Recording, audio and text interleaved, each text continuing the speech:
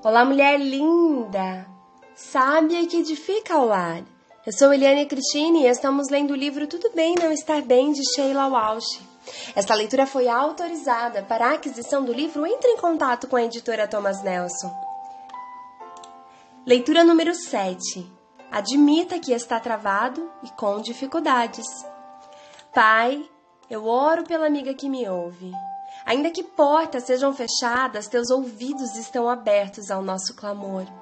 Ouve, Senhor, as nossas lágrimas e nos abraça com teu amor. Eu oro em nome de Jesus. Amém. Pense em sua vida por um momento. Você consegue identificar algum momento de portas se fechando? Talvez eles estejam no passado e você seguiu em frente, mas o que você fez com os sentimentos que frequentemente os acompanham? Em minha vida, descobri que enterrar sentimentos não os faz ir embora. Antes, leva à raiva, ao medo e à depressão. Eu achava que havia seguido em frente, mas eu vinha carregando comigo a bagagem dessas emoções duras, não expressadas. Pode parecer mais cristão não levar a raiva, a dor ou o desapontamento a Deus, mas acredito que seja, na verdade, uma antítese de um relacionamento real com Cristo. Nós nos tornamos um pouco menos autênticos a cada experiência que enterramos. Pense nisso. Se você pede a Deus que intervenha em uma situação, seja para curar ou restaurar um relacionamento, mas nada muda e você simplesmente guarda seus sentimentos, você acha que isso afetaria a sua fé? Como você oraria da próxima vez? Você oraria com a mesma intensidade e paixão? Ou baixaria o nível do que acredita que Deus pode ou quer fazer? Eu acho que a igreja está cheia de cristãos desapontados, que não sabem como admitir isso. Logo, qual é a alternativa? Aonde levamos essa dor e para quem fazemos essas perguntas quando a vida parece brutal e injusta? Como derramar nosso coração a Deus quando sentimos que foi exatamente Ele que nos desapontou? Quando me sinto desapontada, volto-me à palavra de Deus. Não sei que lugar a palavra de Deus ocupa em sua vida, se é que ocupa, mas na minha vida ela é água e ar. Ela é minha força vital. Quando me sinto sozinha e à deriva, eu abro suas páginas para me encontrar novamente. A Bíblia não é um aplicativo do Pinterest de pensamentos felizes e citações motivacionais.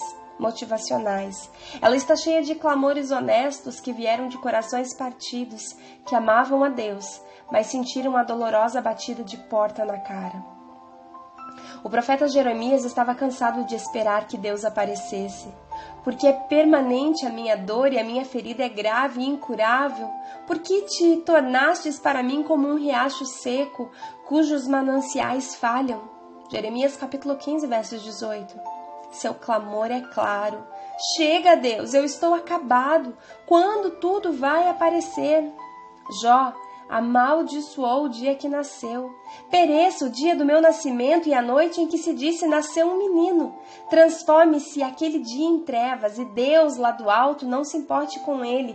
Não resplandeça a luz sobre ele. Jó capítulo 3, do versos 3 ao 4. Se conhece um pouco da história de Jó, você vai lembrar que ele perdeu tudo. Ele era o homem mais rico vivo na época e toda a sua riqueza foi apagada em um único dia. Depois ele perdeu os filhos. Eles estavam juntos na casa do filho mais velho quando um tornado atingiu a casa e nenhum deles sobreviveu. Depois Jó perdeu a saúde, coberto de chagas da cabeça aos pés. Era mais do que qualquer um poderia suportar. Ele desejou nunca haver nascido. No livro de Ruth encontramos Noemi, que perdera o marido e os 2 filhos. Quando retornou à sua casa em Belém, ela era uma mulher quebrada. Ela estava em uma dor desesperadora e culpava a Deus por isso. Quando se aproximou de sua antiga casa, as amigas a vieram chegando e correram para recebê-la, mas ela as barrou ali mesmo. Mas ela respondeu: não me chamem Noemi, melhor que me chamem de Mara, pois o Todo-Poderoso tornou minha vida muito amarga. De mãos cheias eu parti, mas de mãos vazias o Senhor me trouxe de volta. Por que me chamam de Noemi? O Senhor colocou-se contra mim. Todo-Poderoso me trouxe desgraça. Ruth, capítulo 1, do versos 20 ao 21. A palavra de Deus está repleta do clamor honesto, desesperado e sem edição de homens e mulheres ao longo dos séculos, que sentiram a dura batida de uma porta na cara. Eles fizeram as perguntas que todos nós faríamos se achássemos que poderíamos ser honestos. Por que é tão difícil sermos nosso eu cru e autêntico para Deus? Acredito que uma das questões subjacentes com as quais lutamos como cristãos é conciliar duas crenças fundamentais. Primeiro, Deus é amor. Segundo, Deus é poderoso. A primeira é uma mensagem entretecida em toda a Bíblia. Não somente que Deus é amoroso, mas que Ele é a própria essência e fonte de amor. A segunda, Deus é poderoso, todo-poderoso. Existem inúmeras histórias da intervenção de Deus, de seu poder, sobre tudo e todos. Assim, Deus nos ama e é capaz de impedir que a tragédia atinja a nossa vida. Tendo essas duas crenças como basilares à nossa fé, é razoável perguntar: por que um Deus todo-poderoso e amoroso permitiria que a desolação nos tocasse? Ele claramente é poderoso bastante para impedir que coisas ruins aconteçam. E por seu amor, não é o que isso que ele ia querer? Eu amaria dizer que tenho uma resposta para você sobre isso, mas eu não tenho. Como Paulo escreveu à igreja de Corinto: agora, pois, vemos apenas um reflexo obscuro como um espelho, mas então veremos face a face. 1 Coríntios capítulo 13, versos de número 12. Há coisas que acontecem todos os dias que não fazem sentido algum. É aí que escolho pela fé lembrar destas coisas. Primeiro, estamos vivendo no plano B. Segundo, Cristo é o Redentor no plano B. Terceiro, ainda não estamos em casa e Cristo foi preparar um lugar para nós. Quarto, mesmo quando o corredor está escuro, nunca estamos sozinhos. O Senhor está perto dos que têm o coração quebrantado e salvos de espírito abatido. Salmos capítulo 34, verso 18. Pode parecer que eu fui rápido para esse lugar, mas não fui. Tem sido uma longa e difícil estrada, mas como observou Shauna Niequist na citação no início deste capítulo, quando as coisas desmoronam, as partes quebradas permitem a entrada de todo tipo de coisa e uma delas é a presença de Deus. Deixe-me terminar minha história. Nos dias e semanas que se seguiram ao fracasso da injeção final de cortisona, eu passei muito tempo conversando honestamente com Deus. Eu derramei meu coração em minhas perguntas: e se eu perder a capacidade de andar? E se eu nunca mais ficar livre da dor? E se a minha vida, que costumava parecer uma porta aberta para o futuro, ficar agora restrita às pequenas paredes de minha casa? Enquanto levava cada medo muito real ao meu Pai Celestial, a resposta era a mesma: eu estarei lá. Eu estarei lá. Eu estarei lá. Enquanto derramava meus medos, eu me sentia abraçada. Não senti nenhum julgamento, apenas uma compaixão esmagadora. Assentando-me com a possibilidade de uma mudança drástica no modo como havia vivido até aquele momento, vi que eu havia definido a qualidade de minha vida pelo que eu era capaz de realizar. Eu colocava tanto valor em o que faço, em vez de em quem sou. O amor de Deus por mim não tinha nada a ver com eu conseguir subir novamente em um palco, ou escrever outro livro, ou viajar outra milha. Também vi que às vezes minha compreensão do amor de Deus por mim era baseada em como as coisas se desdobravam na minha vida. Quando as coisas iam bem, sentia que Deus me amava. Quando as coisas estavam difíceis, eu me sentia sozinha.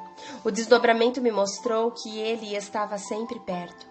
Ficar cara a cara com a verdade de que minha vida talvez nunca mais fosse o que eu queria sacudiu minha fé até o âmago, mas foi uma boa sacudida. Ela sacudiu as coisas soltas que eram crenças naturais, não verdades bíblicas. Sacudiu a crença de que eu havia rendido tudo a Cristo, enquanto na verdade ainda me sentia no direito de ter a vida que eu queria para mim mesma.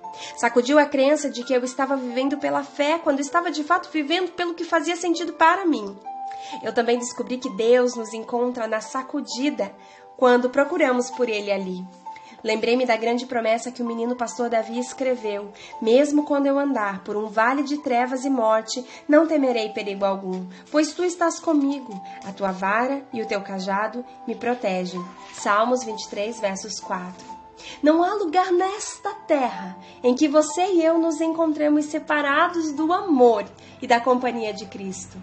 O escritor aos Hebreus coloca desta forma: Deus mesmo disse: nunca o deixarei, nunca o abandonarei. Hebreus capítulo 13, versos de número 5. Uau! Glória a Deus! Que promessa! Que promessa! Essa é a nossa esperança, de que Deus nunca vai nos abandonar. Não importa qual porta se fechou, não importa qual decepção aconteceu na sua vida, não importa o que você perdeu. O que realmente importa é que Deus é aquele que nunca vai te abandonar. Sabe, muitas vezes nós temos o amor de Deus também como meritocracia. Aquilo que eu faço me deixa e me aproxima mais de Deus. Ou muitas vezes, se as coisas estão indo muito bem, é porque Deus me ama demais, e isso não é verdade. As circunstâncias independem do amor de Deus. Independente do momento que você está vivendo a sua vida, se é de bonança ou se é de desventura, Deus continua aí para você. Você não está sozinha. Ele continua sendo o mesmo Deus. E Ele continua dizendo que Ele é a fonte da esperança. E que Ele está, sim, preparando esse lugar para você num reino celestial. E eu quero te dizer, como diz a palavra, que se a nossa fé se prende apenas às circunstâncias que estamos vivendo, quão pequena ela é, nós precisamos crer naquilo que não vemos. Nós precisamos confiar naquilo que temos ouvido da parte dele a respeito das nossas vidas. Um grande beijo, Deus abençoe e até a próxima leitura.